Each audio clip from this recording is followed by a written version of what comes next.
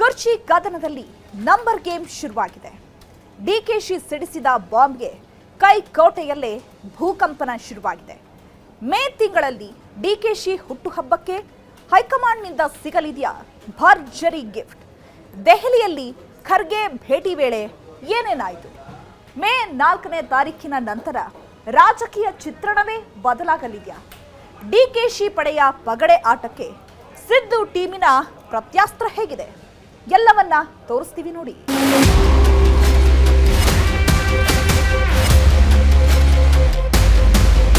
Will you be the Chief Minister when the monsoon session starts?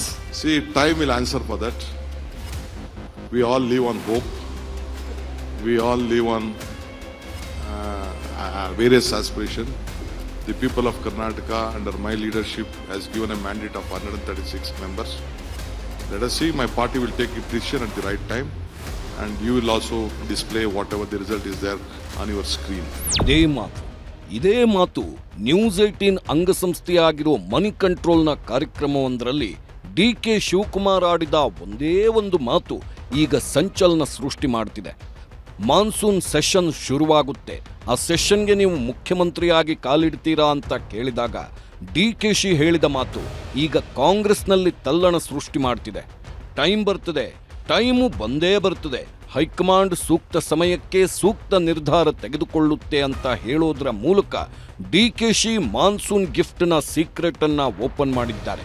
ಹೀಗೆ ಹೇಳ್ತಾನೆ ಡಿಕೆಶಿ ಉರುಳಿಸಿದ್ದು 136 ಶಾಸಕರ ಗೆಲುವಿನ ದಾಳ.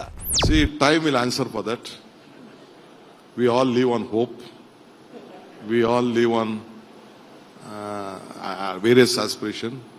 The people of Karnataka, under my leadership, has given a mandate of 136 members.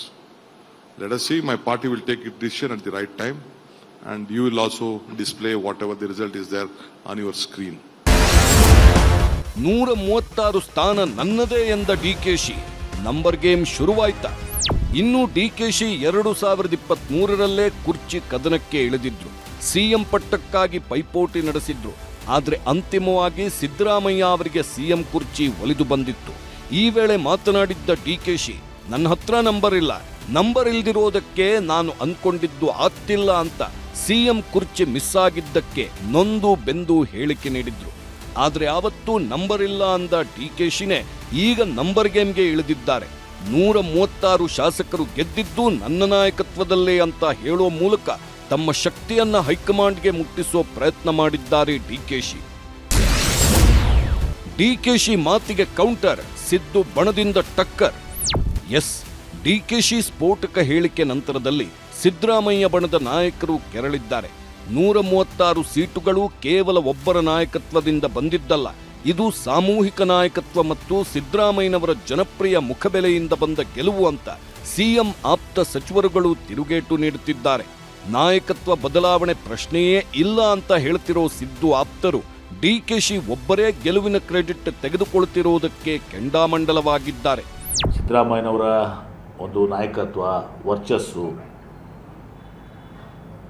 ಅವರೇನು ಒಬ್ಬ mass leader, ಅವ್ರ ಜೊತೆಗೆ ಡಿ ಕೆ ಶಿವಕುಮಾರ್ ಅವರ ಸಂಘಟನೆ ಚತುರತೆ, ಅವರ ಒಂದು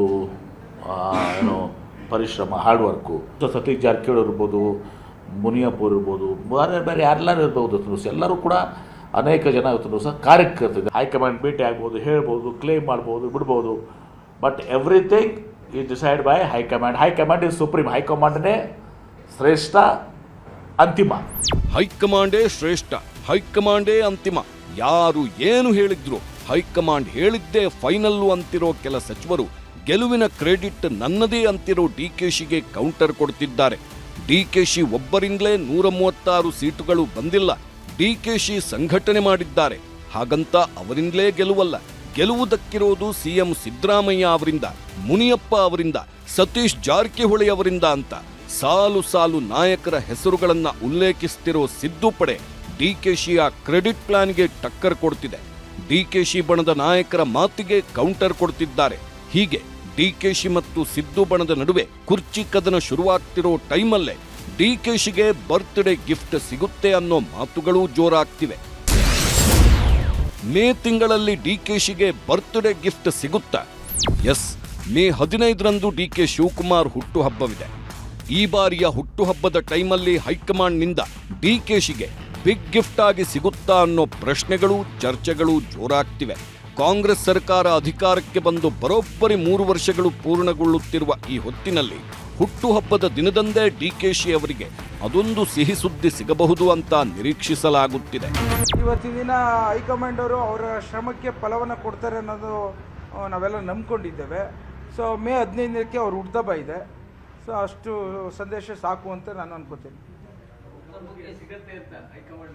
ಮೇ 15ಕ್ಕೆ ಹುಟ್ಟುಹಬ್ಬ ಇದೆ, ಸಂತೋಷ ಸಿಗುತ್ತೆ ಅಂತ ನಾನು ಭಾಳಷ್ಟು ಆಶಾಭಾವನೆಯಲ್ಲಿ ಭಾಳಷ್ಟು ಜನ ನನ್ನಂಥ ಕಾರ್ಯಕರ್ತರುಗಳು ಇದ್ದಾರೆ ಅಂತ ಅನ್ಕೋತೀನಿ. ಕಡೆಯ ಡೇಟ್ ಕೊಡ್ತಾ ಇದೀವಲ್ಲ, ಮೇ 15 ಅಷ್ಟೇ, ಅದೇ ಫೈನಲ್ ಡೇಟ್ ನಮ್ದೆಲ್ಲರದ್ದು. ಮೇ 15ಕ್ಕೆ ಡಿಕೆ ಶಿವಕುಮಾರ್ ಅವರು ಸಿಎಂ ಆಗ್ತಾರೆ.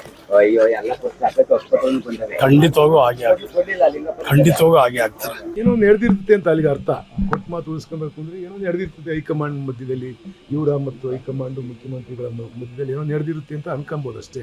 ಅದರಲ್ಲಿ ಆ ವಿಚಾರವಾಗಿ ಮುಖ್ಯಮಂತ್ರಿ ಮಾಡ್ತಕ್ಕಂಥ ಸಂದರ್ಭದಲ್ಲಿ ಅವರಿಬ್ಬರ ನಡುವೆ ಮತ್ತು ಹೈಕಮಾಂಡ್ ನಡುವೆ ಏನು ಒಡಂಬಡಿಕೆ ಏನೋ ಆಗಿರ್ಬೋದು, ಏನೋ ಗೊತ್ತಿಲ್ಲ. ಸುರೇಶ್ ಅವರು ಮಾತಾಡ್ತಕ್ಕಂಥದ್ದು ಕೆಲವೆಲ್ಲ ನೋಡಿದಾಗ ಏನೋ ಆ ಒಡಂಬಡಿಕೆ ಆಗಿರ್ಬೋದೇನೋ ಗೊತ್ತಿಲ್ಲ ನಮಗೆ.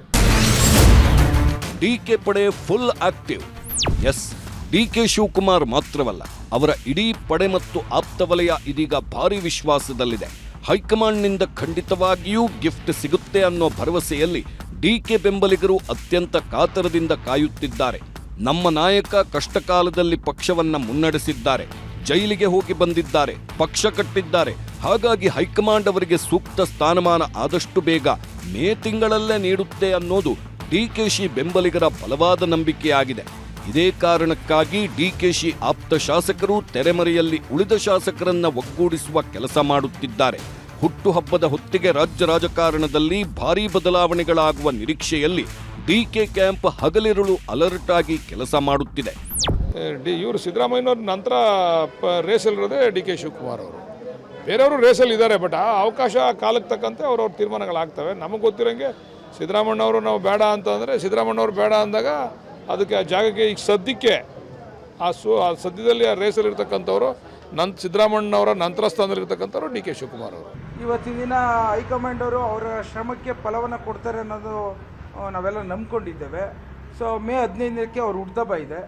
ಸೊ ಅಷ್ಟು ಸಂದೇಶ ಸಾಕು ಅಂತ ನಾನು ಅನ್ಕೋತೀನಿ. ಅದರಲ್ಲಿ ಆ ವಿಚಾರವಾಗಿ ಮುಖ್ಯಮಂತ್ರಿ ಮಾಡ್ತಕ್ಕಂಥ ಸಂದರ್ಭದಲ್ಲಿ ಅವರಿಬ್ಬರ ನಡುವೆ ಮತ್ತು ಹೈಕಮಾಂಡ್ ನಡುವೆ ಏನು ಒಡಂಬಡಿಕೆ ಏನೋ ಆಗಿರ್ಬೋದೇನೋ ಗೊತ್ತಿಲ್ಲ. ಸುರೇಶ್ ಅವರು ಮಾತಾಡ್ತಕ್ಕಂಥದ್ದು ಕೆಲವೆಲ್ಲ ನೋಡಿದಾಗ ಏನೋ ಆ ಒಡಂಬಡಿಕೆ ಆಗಿರ್ಬೋದೇನೋ ಗೊತ್ತಿಲ್ಲ ನಮಗೆ. ಆಗಿದ್ರೆ ಆ ಥರ ಏನಾರು ಆಗಿದ್ರೆ ಮುಂದೆ ಅವ್ರಿಗೂ ಅವಕಾಶ ಸಿಗಬಹುದು. ಡಿಕೆಶಿ ಪಟ್ಟದ ಆಟಕ್ಕೆ ಕಮಲ ಪಡೆ ಟಕ್ಕರ್. ಇನ್ನು ಕಾಂಗ್ರೆಸ್ನಲ್ಲಿ ನಡೀತಾ ಇರೋ ಪಟ್ಟದ ಆಟದ ಬಗ್ಗೆ ಬಿಜೆಪಿ ಕೆಂಡವಾಗಿದೆ. ರಾಜ್ಯದ ಜನರ ಆಶೋತ್ತರಗಳಿಗೆ ಕೆಲಸ ಮಾಡಬೇಕಿರೋ ಸರ್ಕಾರ ಕುರ್ಚಿ ಕಿತ್ತಾಟದಲ್ಲಿ ಕಾಲಹರಣ ಮಾಡ್ತಿದೆ ಅಂತ ಕಿಡಿಕಾರಿದೆ. ಮೇ ತಿಂಗಳಲ್ಲಿ ಪಟ್ಟದ ಆಟಕ್ಕೆ ಕ್ಲೈಮ್ಯಾಕ್ಸ್ ಸಿಗುತ್ತೆ ಅಂತ ಡಿಕೆಶಿ ಪಡೆ ಆಕ್ಟಿವ್ ಆಗಿರೋದು, ಡಿಕೆಶಿ ಪಡೆಯ ನಾಯಕರು ದಿಲ್ಲಿ ಟೂರ್ ಮಾಡ್ತಿರೋದು, ಖುದ್ದು ಡಿಕೆ ಬ್ರದರ್ಸ್ ದಿಲ್ಲಿಗೆ ಹೋಗಿ ಬಂದಿದ್ದು, ಎಲ್ಲವನ್ನೂ ಟೀಕಿಸ್ತಿರೋ ಬಿಜೆಪಿ ನಾಯಕರು ಇರೋದು 2 ವರ್ಷ, ಅಷ್ಟರಲ್ಲಾದ್ರೂ ನೆಟ್ಟಿಗೆ ಕೆಲಸ ಮಾಡಿ ಅಂತ ಕುಟುಕ್ತಿದ್ದಾರೆ.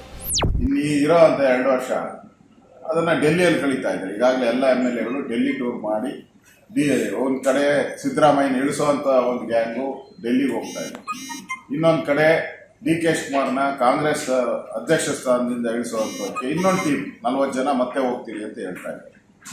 ಇವೆರಡೂ ನೋಡ್ತಾ ಇದ್ರೆ ಈ ಕಚ್ಚಾಟ, ಈ ಗೊಂದಲ ಇಲ್ಲಿಗೆ ನಿಲ್ಲಲ್ಲ. ಇದು ಮುಂದುವರೆದ ಪಾರ್ಟ್ 2. ಇದು ಈ ಸಿನಿಮಾ ಬರ್ತಾ ಇದಲ್ಲ, ದುರಂಧರ ಯಾವುದೋ ಬಂದಿದೆಯಲ್ಲ, ದುರಂಧರ್ ಪಾರ್ಟ್ 1 ಆಯಿತು. ಇನ್ನು ಉಳಿದಿರೋ 2 ವರ್ಷ ಪಾರ್ಟ್ 2. ಹಂಗೆ ಈ ಸರ್ಕಾರ ಲಂಗೋಲ ಮಾಲಿಗೆಯಿಂದ ನಡೀತಾ ಇದೆ. ಡಿ ಕೆ ಶಿವಕುಮಾರ್ ಅವರ ಯೋಗದಲ್ಲಿ ಏನಿದೆಯೋ ನನಗೆ ಗೊತ್ತಿಲ್ಲ. ತುಂಬ ಜನ ಅಂತೂ ಅವ್ರ ಯೋಗಕ್ಕೆ ಅಡ್ಡಗಾಲ ಹಾಕುವಂಥ ಪ್ರಯತ್ನವಂತೂ ನಿರಂತರವಾಗಿ ಮಾಡ್ತಾ ಇದ್ದಾರೆ. ಇದ್ರ ಮೇಲೆ ಯೋಗದಲ್ಲಿ ಇದ್ದರೆ ತಪ್ಪಿಸೋಕ್ಕಾಗಲ್ಲ, ನೋಡೋಣ, ಕಾದು ನೋಡೋಣ. ಆದರೆ ಕಾಂಗ್ರೆಸ್ಸಿಂದ ರಾಜ್ಯಕ್ಕಂತೂ ಒಳ್ಳೆದಾಗ್ತಿಲ್ಲ. ಎಸ್, ಡಿಕೆಶಿ ಬಣ ಮತ್ತು ಸಿದ್ದು ಬಣದ ನಡುವಿನ ಕಿತ್ತಾಟದಿಂದ ರಾಜ್ಯಕ್ಕೆ ಸಮಸ್ಯೆ ಆಗ್ತಿದೆ, ಅಭಿವೃದ್ಧಿ ಕೆಲಸಗಳು ಕುಂಠಿತವಾಗ್ತಿವೆ ಅನ್ನೋದು ವಿಪಕ್ಷಗಳ ಆರೋಪ. ಆದರೆ ಸರ್ಕಾರ ತನ್ನ ಕೆಲಸ ಮಾಡುತ್ತಿದೆ, ಅಭಿವೃದ್ಧಿಯನ್ನ ಮಾಡ್ತಾನೇ ಇದೆ. ಸರ್ವ ಜನಾಂಗದ ಶಾಂತಿಯ ತೋಟದಲ್ಲಿ ಅಭಿವೃದ್ಧಿಯೂ ಇದೆ. ಆಶ್ವಾಸನೆಗಳು ಇವೆ ಅಂತ ಹೇಳೋ ಕಾಂಗ್ರೆಸ್ ನಾಯಕರು ಒಳಗೊಳಗೆ ಕುರ್ಚಿಗಾಗಿ ನಡೆಸ್ತಿರೋ ಪೈಪೋಟಿಗಳು, ಹೂಡ್ತಿರೋ ಬಾಣಗಳು, ಪ್ರಯೋಗಿಸ್ತಿರೋ ದಾಳಗಳು ಇದೀಗ ಅಂತಿಮ ಹಂತಕ್ಕೆ ಬಂದು ನಿಂತಿವೆಯಾ ಅನ್ನೋ ಥರ ಕಾಣ್ತಿದೆ. ಮೇ ತಿಂಗಳ 4ನೇ ತಾರೀಕು ಎಲೆಕ್ಷನ್ ರಿಸಲ್ಟ್ ಬರಲಿದೆ. 5ನೇ ತಾರೀಕಿನ ನಂತರದಲ್ಲಿ ಡಿಕೆಶಿ ಹಣೆಬರಹವೇ ಬದಲಾಗುತ್ತೆ ಅನ್ನೋದು ಡಿಕೆಶಿ ಮತ್ತು ಆಪ್ತರ ಲೆಕ್ಕಾಚಾರ. ಅದರಲ್ಲೂ ಮೇ 15ನೇ ತಾರೀಕೆ ಡಿಕೆಶಿ ಬರ್ತ್ಡೇ ಇರೋದ್ರಿಂದ ಡಿಕೆ ಬರ್ತ್ಡೇಗೆ ಹೈಕಮಾಂಡ್ ಗಿಫ್ಟ್ ಕೊಡೋ ಸಾಧ್ಯತೆ ಇದೆ ಅಂತ ಹೊಸ ಲೆಕ್ಕಾಚಾರಗಳು ಶುರುವಾಗಿವೆ. ನಾನು ಯಾವುದೂ ಪೊಲಿಟಿಕಲ್ ಇಶ್ಯೂಸ್ನ ಮೀಡಿಯಾ ಮುಂದೆ ಮಾತಾಡಲ್ಲ. ಏನಿದ್ರು ಟೈಮ್ ಬಂದಾಗ ನಿಮಗೆಲ್ಲ ಅದೆಲ್ಲ ಗೊತ್ತಾಗ್ತದೆ ಅಂತ ನಾನು ಹಿಂದೆನೇ ಹೇಳಿದ್ದೀನಿ. ಅವ್ರು ಏನು ಯಾವ ಟೈಮಲ್ಲಿ ಏನು ಮಾಡಬೇಕು ಮಾಡ್ತಾರೆ. ನಮ್ಮ ಪಾರ್ಟಿಲಿ ಏನು ಬೇಕಾದ್ರೂ ಮಾಡ್ತಾರೆ, ಅದೇನು ಸಮಸ್ಯೆ ಇಲ್ಲ. ನಮಗೆ ನಮ್ಮ ಪಕ್ಷದ ಮೇಲೆ ವಿಶ್ವಾಸ ಇದೆ, ಏನು ಮಾಡಬೇಕು ಮಾಡ್ತಾರೆ. 3 ವರ್ಷ ಆಗ್ತಾ ಇದೆ ಸರ್, ನಾಯಕತ್ವ ಬದಲಾವಣೆ ವಿಚಾರ ಏನಾದ್ರು ನಿಮ್ಗೇನೋ ಇರ್ಬೋದು ಅಷ್ಟೇ. ನಾನು ಯಾವತ್ತೂ ಚರ್ಚೆ ಮಾಡೋಕ್ಕೆ ಹೋಗಿಲ್ಲ. ಹೈಕಮಾಂಡ್ ಯಾವಾಗ ಏನು ಮಾಡ್ತಾರೋ ಒಪ್ಕೋತೀವಿ ಅಂತ ನಾನು ಚೀಫ್ ಮಿನಿಸ್ಟರ್ ಇಬ್ಬರು ಹೇಳಿದ್ದೀವಿ. ಆ ಪ್ರಕಾರ ನಾವು ನಡ್ಕೊಂಡು ಹೋಗ್ತೀವಿ. Siddaramaiah is doing very good work, there is no problem. But whatever the understandings and meetings are commitment you don't know. ಅವರವರ ಪ್ರೀತಿ ವಿಶ್ವಾಸಕ್ಕೆ ಅವ್ರು ಮಾತಾಡ್ತಾರೆ. ಆದರೆ ನಮ್ಮ ಕಾಂಗ್ರೆಸ್ ಪಕ್ಷದಲ್ಲಿ ಹೈಕಮಾಂಡ್ನವರು ಅದೆಲ್ಲವನ್ನು ಗಮನಿಸಿ ತೀರ್ಮಾನ ತಗೊಳ್ತಾರೆ. ಮಾಡಿದ್ದಾರೆ ಮುಖ್ಯಮಂತ್ರಿಗಳು ಕೂಡ. ಅವರು ಎಲ್ರಿಗೂ ಹೇಳಿದ್ದು ಏನು ತೀರ್ಮಾನ ಕೊಡ್ತಾರೆ ತೀರ್ಮಾನದಂತೆ ನಾವೆಲ್ಲ ನಡ್ಕೊಂಡು ಹೋಗೋಣಪ್ಪ ಅಂತಕ್ಕಂಥ ಸಲಹೆ ಅವರು ಕೂಡ ಮಾಡಿದ್ದಾರೆ. ಅದಕ್ಕೆ ಎಲ್ಲ ಸಚಿವರು ಕೂಡ ಒಪ್ಪಿದ್ದಾರೆ. 2026ಕ್ಕೆ 3 ವರ್ಷದ ಸಂಭ್ರಮ, ಹೈಡ್ರಾಮಾ, ಕ್ಲೈಮ್ಯಾಕ್ಸ್ ಏನು ಹತ್ತಿರ ಬರ್ತಿದೆ. ಆ ಟೈಮು ಹತ್ತಿರ ಬರ್ತಿದೆ. ಮೇ ತಿಂಗಳಿಗೆ ಕಾಂಗ್ರೆಸ್ ಸರ್ಕಾರ ಅಧಿಕಾರಕ್ಕೆ ಬಂದು ಬರೋಬ್ಬರಿ 3 ವರ್ಷಗಳು ಪೂರ್ಣಗೊಳ್ಳುತ್ತಿವೆ. ಸರಿಯಾಗಿ ಇದೇ ಟೈಮಲ್ಲಿ ಕುರ್ಚಿ ಕದನ ತಾರಕಕ್ಕೇರಿರುವುದು ಕಾಕತಾಳೀಯವಲ್ಲ. ಮೊದಲೇ ಮಾಡಿಕೊಂಡಿದ್ದ 50-50 ಒಪ್ಪಂದದಂತೆ ಈಗ ಅಧಿಕಾರ ಹಸ್ತಾಂತರ ಆಗಲೇಬೇಕು ಎಂಬುದು ಡಿಕೆಶಿ ಬಣದ ಪಟ್ಟು. ಒಂದು ಕಡೆ ಡಿಕೆಶಿ ಅವರ ಹುಟ್ಟುಹಬ್ಬ, ಇನ್ನೊಂದು ಕಡೆ ಸರ್ಕಾರದ 3 ವರ್ಷದ ಸಂಭ್ರಮ. ಈ ಎರಡೂ ವಿಚಾರಗಳು ರಾಜ್ಯ ರಾಜಕಾರಣದಲ್ಲಿ ಬಹುದೊಡ್ಡ ಹೈಡ್ರಾಮಾ ಕ್ರಿಯೇಟ್ ಮಾಡುತ್ತಿದೆ. ಹಿಂಗಾಗಿ ಕುರ್ಚಿ ಕದನ ಕ್ಲೈಮ್ಯಾಕ್ಸ್ ಹಂತಕ್ಕೆ ಬಂದು ತಲುಪಿದೆ ಅನ್ನೋ ಮಾತುಗಳೂ ಕೇಳಿಬರ್ತಿವೆ. ಇಂಥ ಟೈಮಲ್ಲೇ ನೋಡಿ ಮತ್ತೊಂದು ಸ್ಫೋಟಕ ಆಟ ಶುರುವಾಗಿದ್ದು, ಅದು ಸಿದ್ದು ಟೀಮಿನ ನಾಯಕರಿಂದ. ಕೈಯಿಂದ ವರ್ಗಗಳು ಏನೆಲ್ಲ ನಾವು ನಿರೀಕ್ಷೆ ಮಾಡಿದ್ದು ಈ ಸರ್ಕಾರದಲ್ಲಿ ಅದು ನಮಗೆ ಫಲಪ್ರದ ಆಗಿಲ್ಲ ಅಂತಕ್ಕಂಥದ್ದು ಹಿಂದ ವರ್ಗಗಳ ಭಾವನೆ ಇದೆ. 13-18 ಸಿದ್ದರಾಮಯ್ಯ, 23-28 ಸಿದ್ದರಾಮಯ್ಯ, ಅಥವಾ 23ರಿಂದ ಇಲ್ಲಿನವರೆಗೂ ಸಿದ್ದರಾಮಯ್ಯ ಅಜಗಜಾಂತರ ವ್ಯತ್ಯಾಸ ಇದೆ. ಅದು ಜನ ಅದನ್ನ ಹೇಳ್ತಾರೆ ಅಷ್ಟೇ. ಸಿದ್ದರಾಮಯ್ಯ ನಂತರ ನಾವು ದಲಿತ ಮುಖ್ಯಮಂತ್ರಿ ಕ್ಲೈಮ್ ಮಾಡ್ತೀವಿ ಅಂತ ಬಹಿರಂಗವಾಗಿ ಹೇಳಿದ್ರಿ. ತಪ್ಪೇನಿದೆ, ನಾವು ಅದು ಬದ್ಧ. ದಲಿತ ಮುಖ್ಯಮಂತ್ರಿ ಆಗಬೇಕು ಅಂತಕ್ಕಂಥದ್ದು ನಮ್ಮ ಬದ್ಧ ಇದೆ. ಪಕ್ಷದ ಸಾರಥ್ಯರು ಬದಲಾಗಬೇಕು ಅಂತ ಏನಾದ್ರು ಎಲ್ಲರೂ ಬದಲಾಗಬೇಕು. ಯಾವ ಮಂತ್ರಿಗಳು ಬದಲಾಗಬೇಕು ಅಂತ ಅಂದಾಗ ಪಕ್ಷದ ಸಾರಥ್ಯನು ಯಾಕೆ ಬದಲಾಗಬಾರ್ದು? ಇನ್ನು ಒಂದು ಕಡೆ ಡಿಕೆಶಿ ಮತ್ತು ಸಿದ್ದು ನಡುವಿನ ಕುರ್ಚಿ ಕಿತ್ತಾಟ ಜೋರಾಗಿದ್ರೆ, ಇತ್ತ ಸಂಪುಟ ಸೇರುವ ಆಕಾಂಕ್ಷಿಗಳ ಪಟ್ಟಿನೂ ಉದ್ದವಾಗ್ತಿದೆ. ಒಂದು ವೇಳೆ ಮೇ ತಿಂಗಳಲ್ಲಿ ಸಿಎಂ ಪಟ್ಟ ಬದಲಾಗಲಿಲ್ಲ ಅಂದ್ರು ಸಂಪುಟ ಬದಲಾವಣೆ ಅಂತೂ ಆಗೇ ಆಗುತ್ತೆ ಅಂತಿರೋ ನಾಯಕರು ಮಂತ್ರಿಗಳಾಗುವುದಕ್ಕೆ ರೆಡಿ ಆಗ್ತಿದ್ದಾರೆ. ಒಂದಷ್ಟು ನಾಯಕರು ದಿಲ್ಲಿಗೂ ಹೋಗಿ ಬರ್ತಿದ್ದಾರೆ. ನನ್ನನ್ನೂ ಮಂತ್ರಿ ಮಾಡಿ ಅಂತ ಪಟ್ಟು ಹಿಡಿದಿದ್ದಾರೆ. ಬೇರೆ ರಾಜ್ಯಗಳು ಚುನಾವಣೆ ಫಲಿತಾಂಶ 4ನೇ ತಾರೀಕು ಬರುತ್ತೆ. 4ನೇ ತಾರೀಕು ಬಂದಿದ್ದ ತಕ್ಷಣ ಪ್ರೋಸೆಸ್ ಸ್ಟಾರ್ಟ್ ಮಾಡಿ ಮೇ ಹಂತದೊಳಗೆ ಮೇ ಎಂಡೊಳಗೆ ನಿಮಗೆ ನಾವು ನ್ಯಾಯ ದೊರಕಿಸ್ಕೊಡ್ತೀವಿ. ಮತ್ತು ಚೇರ್ಮನ್ಸ್ಗಳು ಕೂಡ ಇವಾಗ ಪ್ರೆಸೆಂಟ್ ಚೇರ್ಮನ್ ಯಾರು 2 ವರ್ಷ ಕಂಪ್ಲೀಟ್ ಅದು ಅವ್ರನ್ನೂ ಚೇಂಜ್ ಮಾಡ್ತೀವಿ. ಮತ್ತು ಎಲ್ಲ ಬೋರ್ಡ್ ಮೆಂಬರ್ಸ್ ಕೂಡ ಸುಮಾರು 1000 ಜನ, 1,000-1,500 ಜನಕ್ಕೆ ಬೋರ್ಡ್ನವರು ಕೂಡ ಅವಕಾಶ ಮಾಡಿಕೊಂತ ಸುರ್ಜೇವಾಲ ಹೇಳಿದ್ದಾರೆ. ನನ್ನ ಪ್ರಕಾರ ನಾವೆಲ್ಲ ಮಾತಾಡೋ ಪ್ರಕಾರ 4ನೇ ತಾರೀಕು ರಿಸಲ್ಟ್ ಬಂದ್ಮೇಲೆ 6-7ನೇ ತಾರೀಕೆ ಅದೇ ಹೋಗ್ಬಿಡೋಣ ಅಂತ ಡಿಸೈಡ್ ಮಾಡಿದ್ವಿ. ಕಾಂಗ್ರೆಸ್ ಸರ್ಕಾರದಲ್ಲಿ ವಿಶೇಷವಾಗಿ ಎಲ್ಲ ಜಾತಿಯವರಿಗೆ, ಅಲ್ಪಸಂಖ್ಯಾತರಿಗೆ, ಹಿಂದುಳಿದವರಿಗೆ, ದಲಿತರಿಗೆ ಅವಕಾಶ ಕೊಡ್ತಕ್ಕಂಥದ್ದು ಹಿಂದಿನಿಂದಲೂ ಕೂಡ ಬಂದಿದೆ. ಆದರೆ ಈ ಬಾರಿ ನಮಗೆಲ್ಲ ವಿಶ್ವಾಸ ಇದೆ, ಯಾವುದೇ ಕಾರಣಕ್ಕೂ ಕೂಡ ಕ್ಯಾಬಿನೆಟ್ ಬದಲಾವಣೆ ಆಗ್ತಕ್ಕಂಥದ್ದು ಮುಂದಕ್ಕೆ ಹೋಗೋದಿಲ್ಲ. ಬದಲಾವಣೆ ಆಗ್ತದೆ.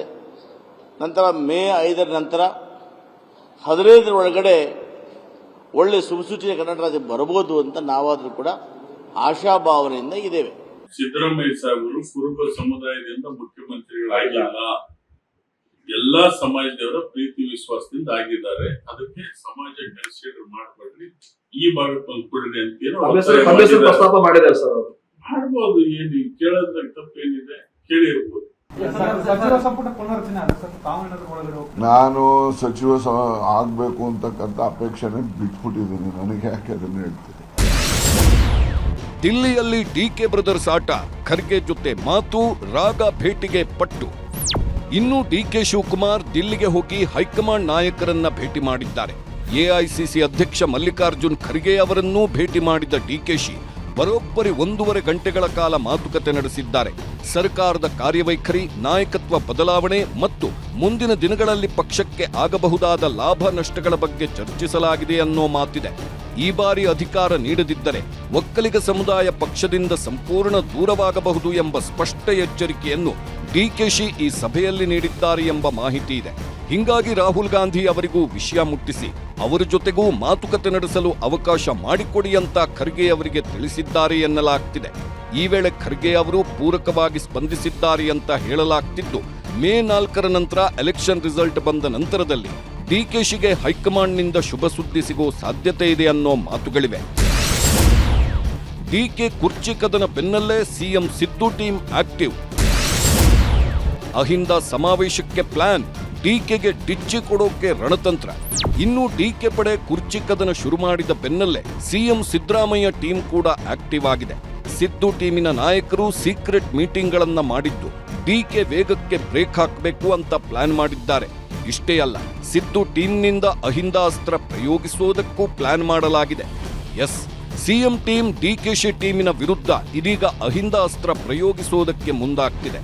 ಹುಬ್ಬಳ್ಳಿಯಲ್ಲಿ ಸಚಿವ ಸತೀಶ್ ಜಾರಕಿಹೊಳಿ ನೇತೃತ್ವದಲ್ಲಿ ನಡೆದ ಅಹಿಂದ ರಾಜ್ಯ ಮಟ್ಟದ ವಿಚಾರ ಸಂಕಿರಣ ಇದರ ಸ್ಪಷ್ಟ ಮುನ್ಸೂಚನೆಯಾಗಿದೆ.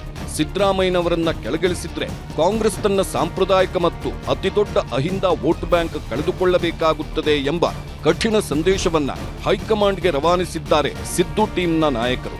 ಹೀಗಾಗಿ ಸಿದ್ದು ಟೀಮ್ ಮತ್ತು ಡಿಕೆಶಿ ಟೀಮ್ನ ನಡುವಿನ ಕುರ್ಚಿ ಕದನ ಮೇ ತಿಂಗಳಲ್ಲೇ ಎಂಡ್ ಆಗುತ್ತಾ ಅಥವಾ ಮುಂದಿನ 2 ವರ್ಷನೂ ಮುಂದುವರಿಯುತ್ತಾ ಅನ್ನೋದನ್ನ ಕಾದು ನೋಡಬೇಕಿದೆ.